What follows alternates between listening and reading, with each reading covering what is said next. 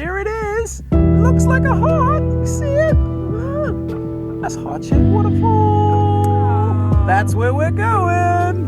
Right to the bottom of that.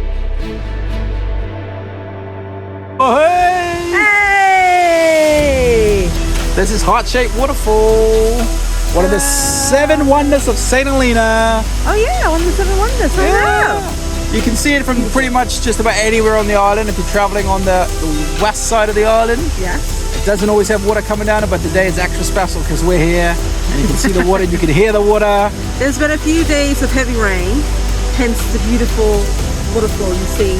Sometimes you come up and there isn't a steady stream. But it's an easily accessible waterfall that is beautiful and so refreshing. It's definitely refreshing after the walk in the humidity and the heat, yeah. So, come for the walk. Yes, come and check it out yourself.